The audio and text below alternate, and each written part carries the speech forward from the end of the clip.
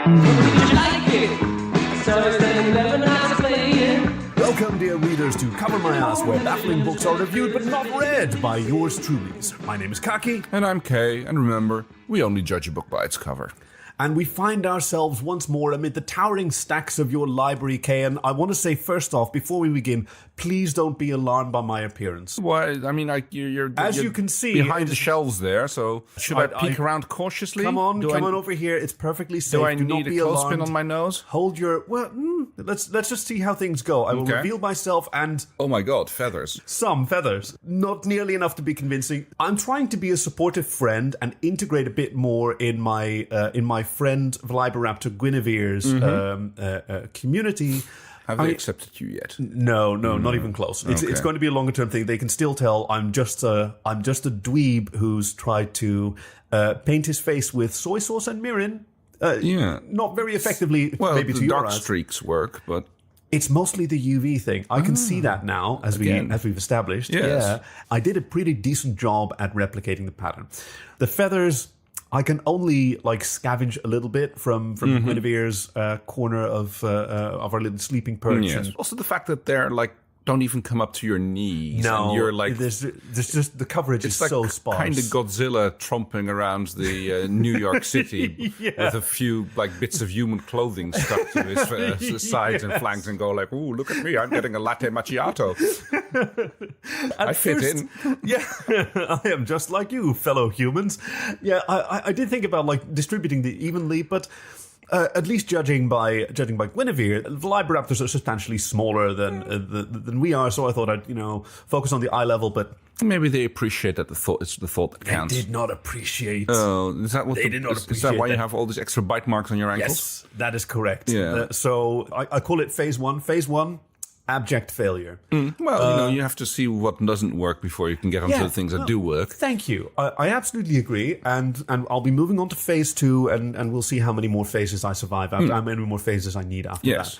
I'm sort of like do you know the Canadian bear man? No, I'm afraid I don't. It's such a great story. Yeah. It's this man, I don't know if he's really a scientist, but he lives out in Canada, and he wanted to... the one with the bears, the robotic bear suit or whatever it was. Exactly. So he's been making bear suits so that he could impersonate a bear and live with bears and learn about bears by living with bears, by being a bear himself. Right. But bears are very strong. And boy howdy, they do not like strangers very much. So they tend to mess them up a little bit, especially the Canadian ones. Is there a particular Canadian thing? Well, no, just bears. Canadian bears. Canadian bears, yes, not Canadian men. Canadian people are great. I absolutely agree. Yeah. I mean, he's privately funded, so he's limited in what he can do, and he's up to Mark 16. It's like the Iron Man suits. Oh yes, where they have. I think I heard about it. I don't think they're particularly meant to designed to look like bears. They just basically allow him to go among the bears and not get killed by them, and give them a tussle. Yeah, and basically bear-proof suits rather than impostor bear type suits. Well, with the idea that if he can move among them and survive a bit of a tussle, that they'll just put up with him. They don't necessarily have to think that he's one of them. As long as they know that he's scenery or at least not harmful. Yeah. And that they'll sort of be okay with him and recognize that he's both harmless and unkillable. Yeah. That part has not yet proven incredibly successful. Well, he's still alive. He hasn't really been among bears. He has various tests that he does now after previous ones have failed. One of the tests is the rolling down the hill test. Yeah. Because if you're very strong, they can still lift you up and throw you down a hill. There's also the slammed by a tree trunk one, if I'm not mistaken. Slammed by a tree trunk test, yes. That's also a good one. That's where I think Mark 14 failed, because the head came off when it was slammed just right. That's very unfortunate, especially if your own head's in there. Yeah. These scenes from The Empire Strikes Back where the Ewoks are attacking the AT-STs. The sort of planetary Home Alone that they've set up. Absolutely. And it's just smashing them with trunks and whatever. Yeah, but then also clubbing them on their helmets and knocking them out with a club to the helmet. Those Ewoks are vicious, man. Are those helmets rubbish? Do they stop nothing? If you look at the average cosplayer, then yeah. Oh, we are very supportive of our friends in the 501st. Oh, absolutely. They're just maybe not up to mil spec, which if anybody who's known in the military means absolutely bugger all. It just means it's standard. It doesn't mean it's good. One part will fit on the other part. Ideally. Well, that's the whole point of it. Oh, I was at a car show the other day, and there was a Dutch military vehicle called a Fennec. Ah, yes. They're really cool. They are. It's like it's like six wheels, aren't they? They're actually not that huge. They're big for a car, but they're pretty lean. I mean, hence the name Fennec. Right. Like, they're not a great big hulking Hummer, but they're super modular, so you can swap out like all sorts of sensor packages on top. Yeah, I think you can like turn them anything between a troop transport and a light anti-aircraft gun, isn't it? Yeah. They had kids climbing around on them next to a recruiting station. Kind of mixed messages. Speaking of mixed messages. Right, yes. I've been looking for a way into this cover. Yes. What do we have for our readers at home today? Today's book is Lord of Thunder by Andre Norton. It's a thrilling science fiction, according to the book. And it's complete and unabridged. Makes you wonder how many abridged and incomplete books were being sold. Maybe that it's not from Reader's Digest. You know, wasn't that the idea between Reader's Digest, where they give you like, well, not exactly cliff notes, but at least like the interesting parts of books and. Like, really, I didn't know that. I thought it was just like little stories. It was one of those subscription models, you know, where you get some sent to you, and then that way you can at least pretend to be well read. Oh, that's clever. Or just for people who like don't have enough time. That sounds like a really good service, especially for those of us who don't, read the books that we review. Well, it's been like, 16 weeks now? This is our 18th week. 18th week, you're almost there. Almost where? Wait, never mind. Okay. I'll just ignore that and move on. Lord of Thunder. It's cool. You asked me to, so no, absolutely. Let's never bring it up again. Very good. Well, no, we won't go that far, but Lord of Thunder. So we are bringing it up again, but you won't tell me when. Okay, good. Lord of Thunder. We're looking at, I would say, early 80s Ace cover book. 40 cents in the 80s? Oh, no, probably not. Right. Much earlier then. Hey, by the way, for our readers at home, if you look down at your podcasting device, you should be seeing some shit. I mean, guys, hey, how about we describe this cover, which you can find, if you don't see it on your device, in the show notes with an image and a link. Let's just do clip notes of this cover and just establish it, because I think if we describe one thing and talk about it, we're just going to lose ourselves down this spiral rabbit hole of people might accuse us of making things up. And let's do the Z-axis. So we start with what's in front. So right in front we have a shiny silver craft, which I think... Yeah, how do you describe that? Because it's got wings, but then it's got rotors on the wings. It's a VTOL craft, obviously. Yes. It looks a bit like the science fiction version of what later turned into the Osprey. Amazing! I've got a note that says Osprey. In the book, it's referred to as the Thunderbird. The VTOL Thunderbird. Yeah. I don't recall any legal problems. Then it must have preceded the British Super Mario Nation puppet series, the Thunderbird. I don't think that it's hard. It's hard to copyright something like Thunderbird. Oh, considering that it's already it's already a popular. And besides, they were like the Thunderbirds, and they had like Thunderbird 1 through 5, I think.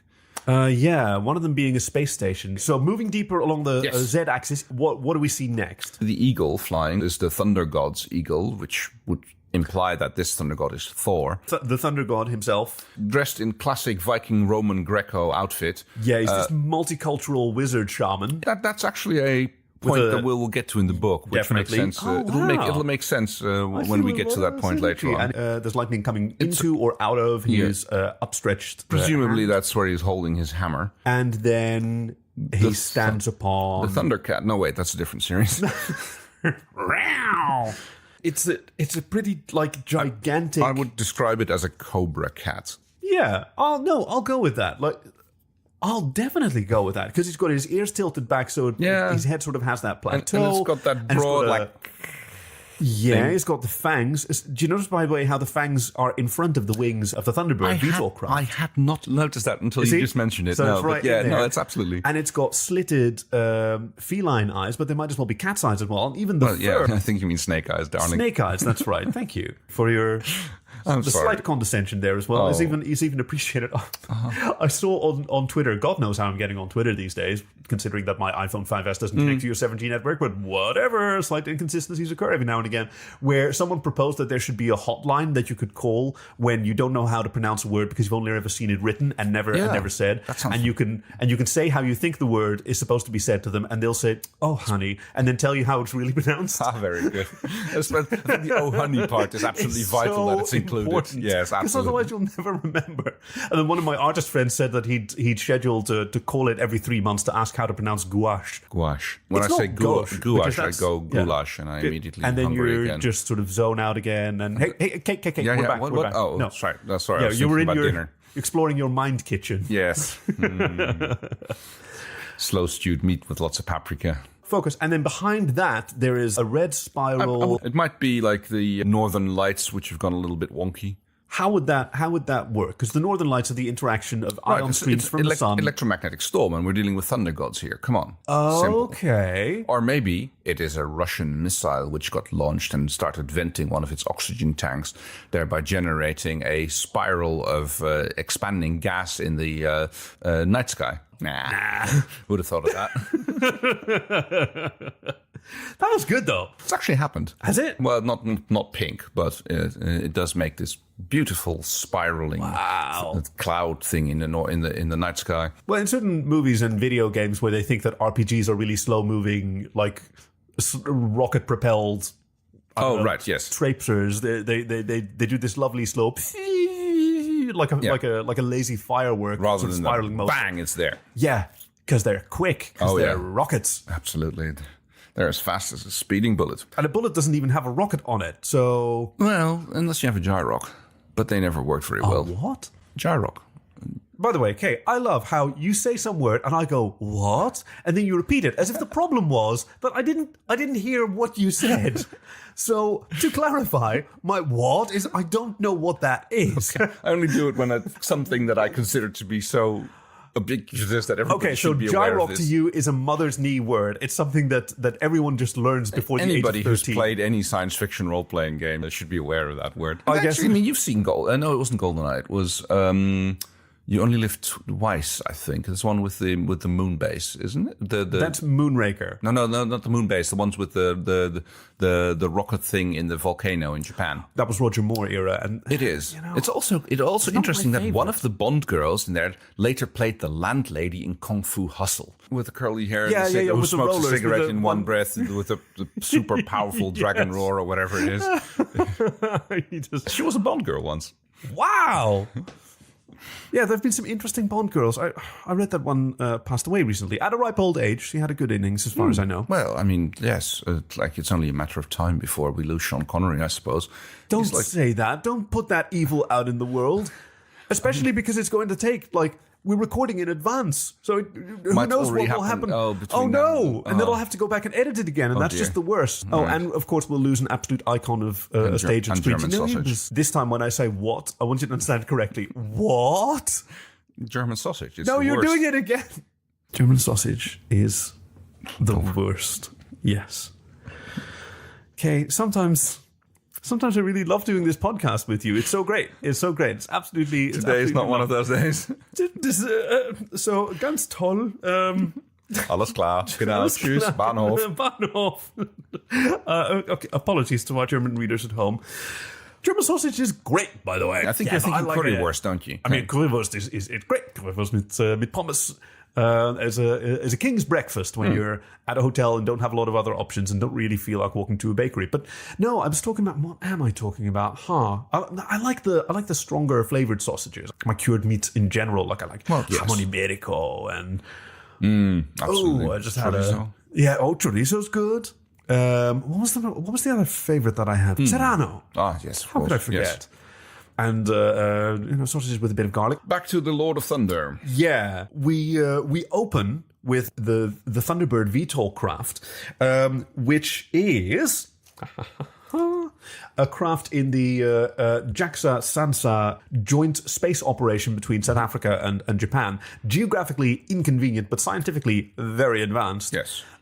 Carrying two scientists who are transporting the results of an absolutely world-changing scientific breakthrough from Tanegashima, the JAXA launch platform, to the headquarters of SANSA in Hartbeekshoek. It's a bit of a fly across the Indian Ocean from Japan to South Africa. Hence, this advanced Osprey-like Thunderbird. Craft. What was the discovery again? The discovery was related to this world. In the book, Lord of Thunder, was a very scientifically advanced version of our world that was unfortunately beset by Kessler syndrome, and that's the cascading space debris that denies access to certain orbits because one debris cloud shreds the next asteroid or space station, and then the next one, and then the next one, and then it's just It turns into a few hundred years of not being able to get into lower Earth orbit because you'll get torn apart. Apparently, lower Earth orbit is not such a bad place for Kessler syndrome to occur, because there's still enough atmospheric drag that it would clear up very quickly. Because because the objects would shred each other, and the resulting debris would be smaller and smaller, thus more susceptible to drag, thus more rapidly descend, and it would return to safety quite quickly. So this was, in the book, it's described a mid-Earth orbit between LEO and geosynchronous. Yeah, it's like anything 800 kilometers and up, I think. So they still have GPS, which was very forward-thinking by this author, Andre Norton. So here we have these two scientists. Do you remember their names? Yes, one of them is Feng Lung. Strangely, he was the South African scientist of the South pair. Africans have a large Chinese influence, kind of like the Chinese railroad workers in America. They also had similar things in South Africa. They've got a fairly large Chinese I didn't know subpopulace. that. Yeah, absolutely. Also Indian, which explains the other guy being called Parjana. So we have Feng Lung and Parjana, both of them in SANSA, the South African Space Agency, traveling to JAXA in Tanegashima, where JAXA has the launch platform that they need for their discovery, which is a method to more rapidly clean up the mid-Earth orbit. Well, that'll be a fun thing. I shall go into the West and diminish. One does not simply fly over Mordor, I suppose. So they want to clear that band with this new discovery they've made that is a bit of a MacGuffin. I don't think it's described in very great detail, so that Earth can evacuate. I mean, this is in the era of science fiction where nobody'd actually sat and done the math on how many people you actually have to fly off the Earth on a daily basis in order to make even a slight dent in the population. Yeah, even assuming that nobody on Earth makes whoopsie and has more babies. Yeah, if you take a million people off the Earth in a day, you'll still barely touch the populace. It's what's call it. Dweilen met de kraan open. How would you say that in English? Oh, so it's mopping with the tap still running. I don't know. I think there's something like bailing a sinking ship, bailing water out of it. I don't know that one. I know a few other. Readers at home, if you know a good expression to explain this, which is trying to solve a problem that is so much worse than the solution can keep up with, please let us know. Yeah, deal with the core problem first and then deal with the fallout. Which was what most of the people in this world were doing, except for SANSA and JAXA, where Feng Lung and Parjana finally figured out a core solution, whatever that may be. And they're very exciting because this is a civilization where poverty and war have largely been taken care of, but it's sort of holding its breath, unable to take this next step into the stars because they're trapped behind this curtain of shrapnel that shrouds their planet. And if these two heroes can deliver their solution, it can be implemented, and then finally humanity can travel to the stars and leave everyone behind. Cue the scene in the book where the Osprey is, what do they call it? The Thunderbird, of course. The Thunderbird, the VTOL craft. Yes, is flying over the Indian Ocean, and in the distance they see the surfacing of a rather large aircraft carrier type submarine called the Jormungand. Now, what was that a reference to? It's the snake that surrounds, not Middle Earth, but... the Norse mythology. Yes, absolutely. Jormungand. Yes. Yeah, the giant serpent that whose body surrounds the... What's it called again in Norse Midgard. mythology? Midgard, yeah, Middle Earth. Yeah, the Middle Realm, yes. I think. Yes, absolutely. On Yggdrasil, the world tree. Jormungand is going to be Thor's major opposing foe during... Ragnarök, thank you. Now... I'm not really up to date on my Norse mythology. Like, is Jormungand, is that an antagonist?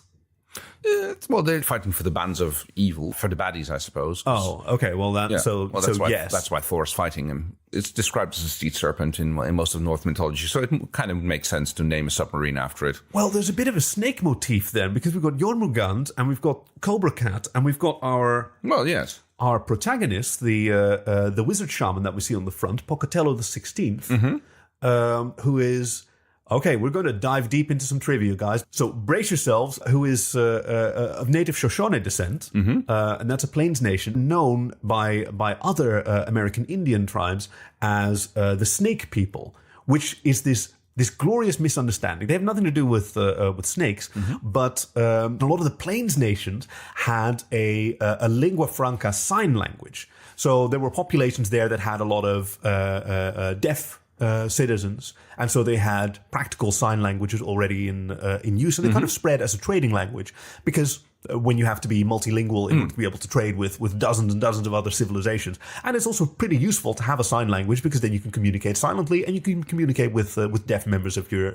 and you can like stand at a respectable distance for each other and still talk to each other, even if you don't quite trust each other quite yet. Yeah, it was called Plains Sign Talk, and the issue arose. Okay, so the Shoshone people were called snake people by other tribes because their self sign, so the name sign that they used for themselves, was that for a snake? It was supposed to represent a salmon.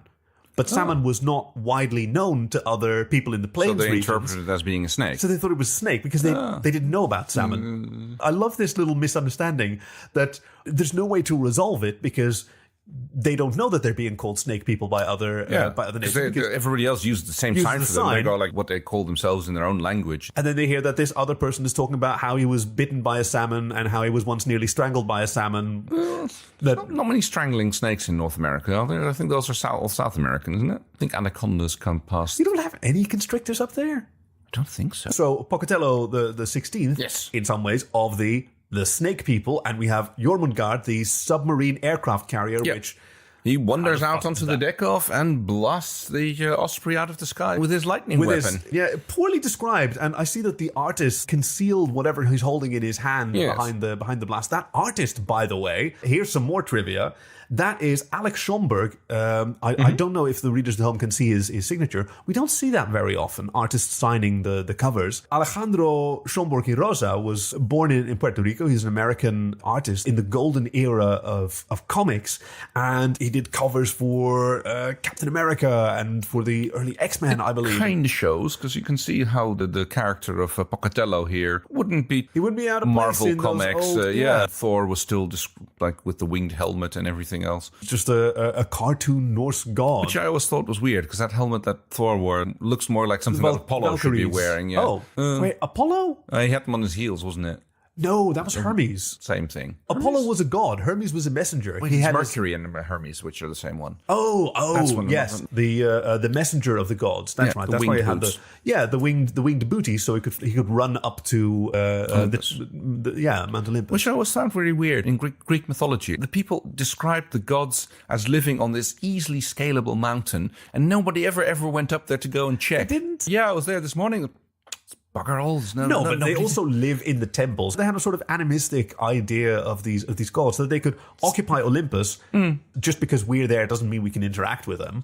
Well, that's why you need messengers. So you have like Hermes, or in some African religions you have a figure called Elegba, Papa Elegba. I suppose that's where the voodoo character of Papa Elegba came from. He's sort of a trickster god, kind of.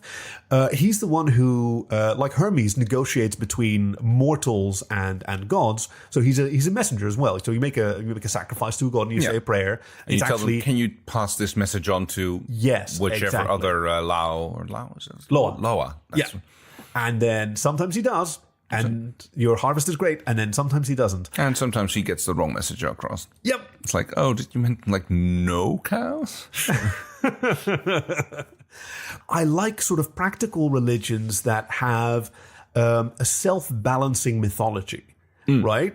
You can't have like gods where you put in a coin and you always get the desired results. Yeah, exactly. Like there has to be faith and deniability. It's like, it's like plausible deniability. Yeah, how doomsday cults, and it's like, the aliens are going to come to get us. And the fact that the aliens don't show up at the appointed time is never a reason for them to stop believing. No, there's always a good, we didn't pray hard enough, or it was the other non-believers watching, and they'll always just come back and they'll set a new date and they'll keep working towards that one. Yeah, it's the very definition of moving the goalposts. Well, yes. The God posts. The God posts, which was kind of Pocatello's... that's how he arrived in this state where he wielded all these powers. I've got to say, for a Native American gentleman who did grow up with the history that our native friends in the Americas have to deal with. I mean, he loved his cultural appropriation. Like, look at that cover is kind of understating how much the book goes into. Those are Roman sandals. He's got an orange sash. Let's see, what else does he have? I mean, he's got the Viking helmet. He's got a Greek toga. He's got that thing around his neck, which I'm not entirely sure what it is. I couldn't find it. The bib, you mean? No, not the bib. The white... The thing with the circle in the middle, and it's almost like he's wearing this glass dome. What do you point at it for me? That thing. The drum. Oh, okay, it's a drum. Yeah, yeah. He's carrying a little... little thunder drum.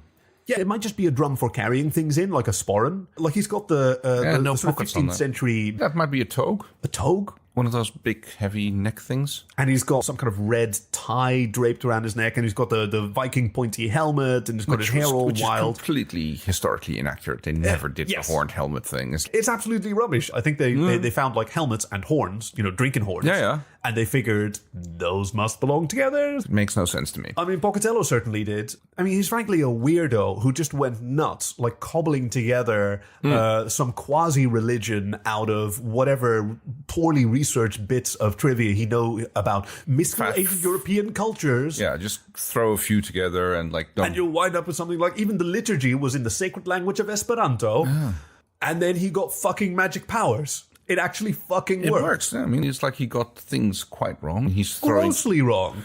Yeah, mixing and matching pantheons whenever he sees fit. And just by pure coincidence, he lands on whatever spiritual mishmash actually does connect the mortal realm to the supernatural. He stumbles across the code. Magic works. It's just a matter of saying the right words and not going mad in the process. In the reality in this book, it's summoning basically creatures from the other dimensions. As long as you say the right words and make the right symbols, then it works for everybody. And it's like things, if you do it in your mind, then your head explodes if you don't get it absolutely right. Oh, because then the eagle, this eagle, American eagles don't have white legs. That confused me a little bit. And I thought maybe it was an osprey, which was cool, because then it was a reference to the Thunderbird, the Thunderbird VTOL craft. But they have a white belly as well. Well, we have this bird. It's all brown, except it has a white head and white legs with could be a thick feathered plumage, much like mine. Let's not Google it. Why waste an opportunity for ignorance and maybe a corrective tweet if we have any ornithologist friends. So having shot down the Thunderbird, killed Fenglong and Parjana,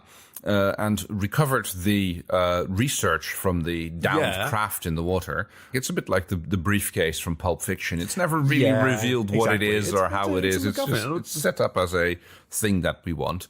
And Pocatello disappears back down in his submarine under the water. Oh yeah, I have some notes. So the spiritual superpowers, a scientific breakthrough, and then Fenglong and Parjana. They're already dead. Yeah. Shame. Never got a lot of mileage out of those two great characters. That's what you say. It happens. Kill your loved ones. That is not how that saying goes. No, it's kill your darlings, and it's metaphorical. It's not. Wait until your family's asleep and smother them while they. We're reviewing a book here. That's what writers are supposed to do. No, the expression is kill your darlings, and it's about the things that your favorite. Not wait for your children to fall asleep and then poison their oat bran. Like what a cool generic bit of wisdom that we. Oof. So what breaks out is the War of the Gods, I suppose. Yeah, it escalated pretty quickly. Yeah, Pocatello is not the only one to have discovered how to tap into the power of the Elder Gods. This was his mistake, like sharing his results on, I guess, YouTube or the internet or whatever it was. They had in the 50s. Or in the future that was imagined in the 50s. It was fairly easily copied. He'd been writing these manifestos about his bullshit religion for ages, so when it finally did work, he'd done the legwork for a lot of people to... Yes. So a little South European college student copies the material that Pocatello has been doing, and after completing the ritual, goes forth as calls himself Perkele. Oh no! And Perkele was unleashed on the world. The Finnish demon thunder god. Oh, he's a thunder god as well. Perkele is the fundamental swear word in Finnish. Perkele. You might have to roll your R's a little bit, but I won't. Perkele, yeah. And you're supposed How many times do you trill it? Like, it's not Perkele. It's not a single trill. I don't count my R's. I'm not a linguist. No, but you do speak a little Finnish. Barely any. which is a lot of Finnish compared to the Finnish that I speak. I know Perkele, and that's it. Oh, they taught me a few more. Kippis, as for toast. Vitta. Oh, that's a swear one as well. It's another one. It's another. Yeah. So we're definitely going to have the explicit tag on this one. I mean, who enforces those tags?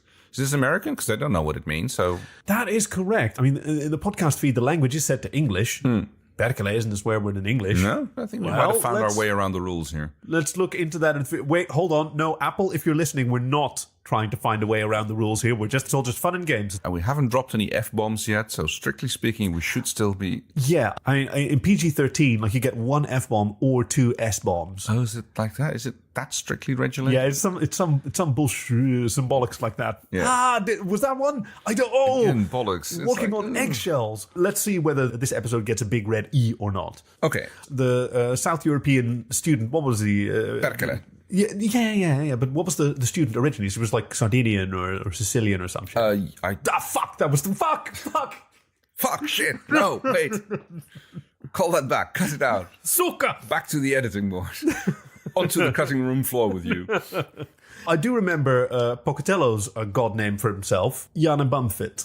Yan-a-bumfit. Is that something that the author made up, or is that from a mythology? I thought so at first, but this isn't mythology. This is an old English, but not old English, but it's old and it's English counting system for shepherds who didn't necessarily like know the classical numbers, but they know a simple 2, 4, 12. It goes up to 10 and then repeats the first 5 up to 15, and then from 15 to 20. And 20 is all you need when you're a shepherd, because then you put a check mark on your post.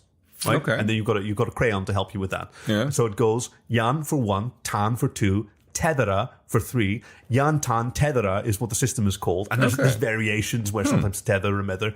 But it's Yan, Chan, Tether, Methera, Pimp is my favorite. Yeah, Pimp is 5. And then, Hedera, Gethera, Hovera, Dovera. And then 10 is Dick, as in dicks. Dis. Yeah. Yeah. So why did they use like different the Latin? What was wrong with 1, 2, and 3? I guess these were easier to learn because there's a rhyming rhythm. Yan, Chan, Tethera, Methera, Pimp. Okay. Hedera, Gethera, Overa, Dovera, Dicks. And then Yanadick, Yanadick, Chanadick, Tethera Dick, Methera Dick. And then 15 is Bumfit for some reason. Okay. Right? That's a great name. And then you add the first 5 to Bumfit again. So it's 1 and 15. Yeah. And since it's Pocatello the 16th, it's Yan-a-bumfit. How can you?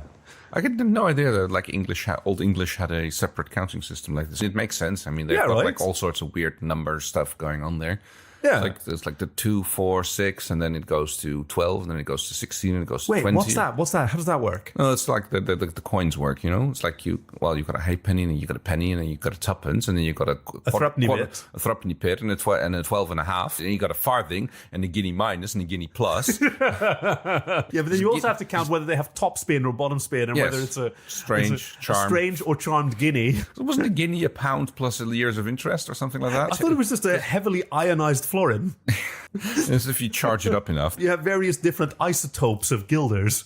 Well, you've got the daalder, comes from the thaler, and so does the dollar. Well, yes. So a little bit of Dutch coin trivia for you people. This is 20 years out of date because we haven't had them for like... I'm sure this is some of the more relevant trivia that we've gifted to our readers at home. Maybe if this the episode. euro breaks down, we will reintroduce... We return to fucking Yan, Chan, Tethera, Methera. Well, that could be interesting. Pound. Oh, no, I don't think the Brits are going to be in if the euro breaks down. Yes. So it's Yan-a-bumfit versus Perkele. Going out on a submarine hunt, trying to like hunt down the snake, serpent. Because Perkele also has a submarine. No, he's trying to hunt down a Pocatello submarine. And how was Perkele doing that? He's using his divine hypnosis, which he's been cultivating after he got his thunder god powers, talking his way down through the various levels of minions that service Pocatello's submarine. This is where the communication system that is rather poorly described. It seems to be like based on the Memex or the Telex. Like it's almost a card and electricity based system that somehow works over great distances. But that's how Perkele learned about Pocatello's manifesto, and that's also what he's using to communicate with these minions on the submarine. I mean, obviously we have the Cobra Cat, who has his own hangar because he's so huge and grumpy. It's a aircraft carrier submarine. Can't go very many places either, which is it's kind of turns limited. out to be its downfall. It's like it's very hard to hide in a fjord with something the size of a aircraft carrier. The oceans are vast. You can hide in a trench somewhere. Oh, absolutely, but you can't really get close to land. The North Sea is pretty much out. You can hide under an ice shelf, but then how are you going to launch your birds? That's Cold War politics for you right there. It's very cold under the ice shelf. Ish. Warmer than on the ice shelf. And so, basically, there's the thing. I've got one note and it says Zebedee, so I have no idea how much help I'm going to be. Well, Perkele goes and manages to work his way through Pocatello's organization, gets himself the location of where the submarine will be in 3 days' time for its refueling, and manages to fight his way onto the refueling craft, posing as one of the crewmen there. Whom he is all hypnotized. They're all under Perkele's thrall. There's divine hypno. Oof, there's a lot of people for whom that is probably a thing. Yeah, I suppose they really enjoy. Well, it's kind of treated as the Vulcan neck pinch of this book, where he just like walks up to someone and goes like, ooh. And puts a hand on their shoulder and says, "Hey." And then suddenly they're hypnotized and they have to like do his bidding, leading up to the final confrontation of the book. Between Pocatello and Perkele. Yeah, in the giant hangar where they're battling for the loyalty of the giant Cobra Cat, Zebedee. Yes. One of them with, I made you, I brought you into this world, I gave you life, I gave you a home, and the other one is... And, well, Pocatello's, of course, immune to... Pocatello. He's actually named for a pretty important figure. Not Pocatello, sorry. That sounds a bit like You're thinking of limoncello. limoncello. Yes, I am. So it turns into the showdown on the aircraft carrier where Pocatello is fighting Perkele, Pocatello being immune to Perkele's hypnosis, and tries to like smite Perkele with his lightning. Turns out that Perkele was smart enough to collect himself a fulgurite talisman, thereby immunizing himself against the lightning strikes that Pocatello can do. This book was heavy on the science and other than the gods, and also there, like it just assumes a lot of knowledge from the readers. And I have a decent amount of knowledge of surface level trivia of European culture, so I did okay. But when it mentioned fulgurite or fulgurite, yes, I'm not entirely sure how it's pronounced, but yes, I wish we had that hotline that we just called and it's honey, it's fulgurite. when Do lightning, you know what it is? Yeah, what you get when lightning strikes sand and it basically glassifies the sand, and you get these like sometimes they're hollow, and it's basically like a sand glass icicle, which is being created by a lightning strike.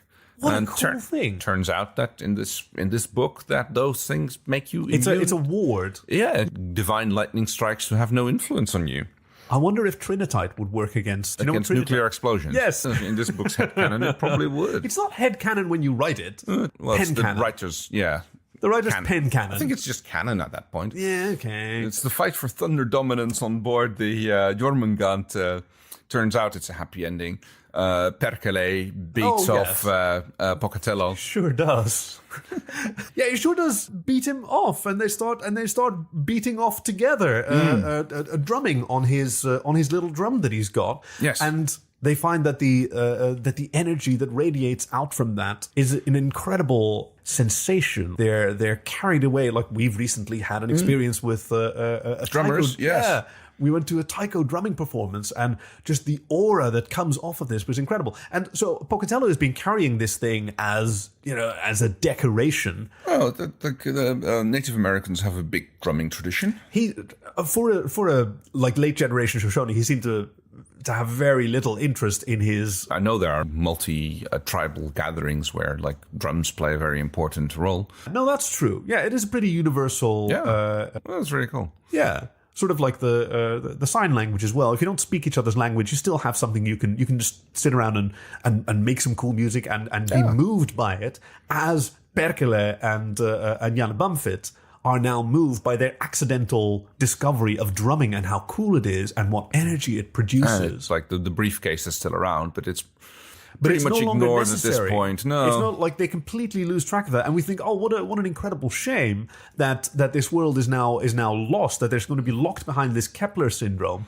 But Yan-a-bumfit rises his submarine, the Jormungand, through the ice shelf, cracking it open, and they drum to the sky where the power of their combined divine drumming, opening the pink spiral portal to a new location that humankind can move through and escape this space-locked planet. Yes, often to whatever it might be. Like, I mean, it's not Asgard, it's not Jotunheim. I wonder if there's I don't know if they have a land. Stop fondling your notes. The microphones are mighty. I'm sorry. There are no secrets from these microphones. They can hear you rolling your eyes. Ma. So things worked out for Pocatello and Perkele, and I actually think that on the cover, that's not Feng Lung and Parjanya. That's Yan-a-bumfit and Perkele flying off into the sunset together. Do you notice how each of them only has one hand on the controls? Steering wheel and a little bit beat off into the they've sunset. got their hands on the joystick, Yeah. basically. And Definitely an explicit episode. I didn't say. Ik heb geen onvertogen woord gezegd. Now everybody's going to think that those are Dutch swear words you're saying. I thought it was quite a good book. It was. Don't I always think it was a nice read. I Yeah. mean, of course, we wouldn't select a rubbish book to review. A good point. We're not those negative Nancy reviewers who go like, "Oh, this book sucked." Oh, This it's is rubbish. Exactly. We always find something good in them, which results in our reviews being a bit... I mean, what rating would you give this? Like, what's a good pan-European quasi-mythical number? 330 meters per second at sea level. And is that in imperial or metric pounds? Pounds? Yeah, I was making a reference back to the coin thing that we were doing earlier, but right. I wasn't really listening to your thing, and your thing was the speed of sound Yes. at sea level through air, because we're being pedantic. Absolutely, yes. You have to also mention the medium. Yes. And since it's the Lord of Thunder and we have the lightning and the sound, I think that's a good rating for the book. Do you know? Okay, yeah, no, there's more trivia coming. Oh my god, we're never going to stop ourselves. It's going to turn into a trivia podcast, isn't it?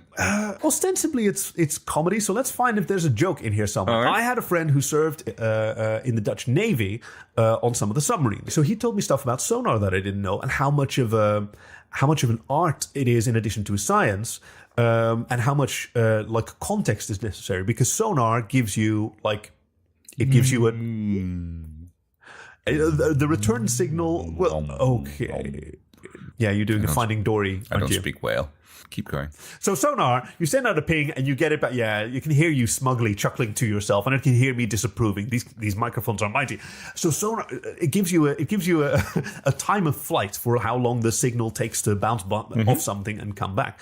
But the medium in between may have multiple different properties. Like the speed of sound in a constant medium is constant, right?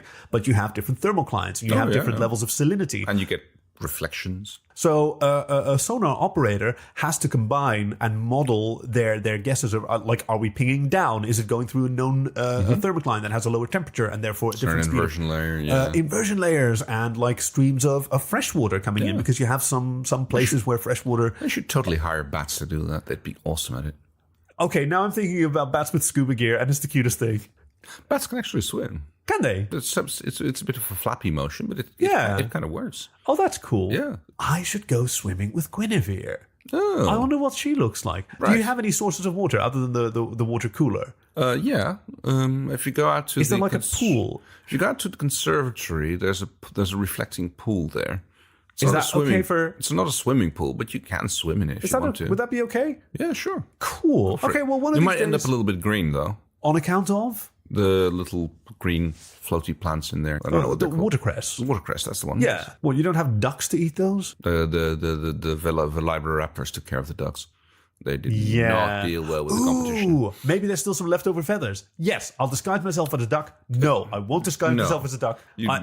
More bar marks on your ankles. Yeah. Okay. So we're skipping phase 2. That would have been phase 2. I can already tell. That's not going to be. It's not going to work. Thank you. Moving on. I'll see if I can bring you some paints that you can make your feathers a bit more colorful. Bring me a few options, because even though you're UV slightly reactive ones. UV, Yeah, you're sensitive, but you have that's very No good. problem. I'll see what I can get you.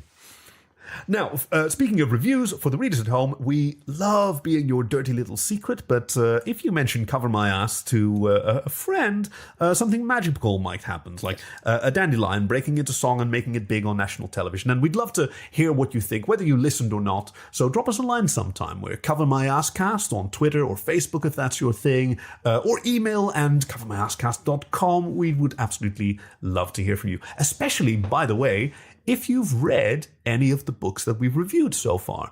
We got a nice letter from, turns out, a rival critic who took us to task on our review of a previous book. I think it was specifically Crabs, the Human Sacrifice. And the lack of our discussing the vagina dentata. So yes, if you have actually read one of these books that we've reviewed and you'd like to summarize it to us, we'd love to hear from you, and we might read it on the air. So, Kay, what do you have in store for us next time? Right. Next week, the book we'll be reviewing is Malcolm Bradbury's debut novel, Eating People is Wrong.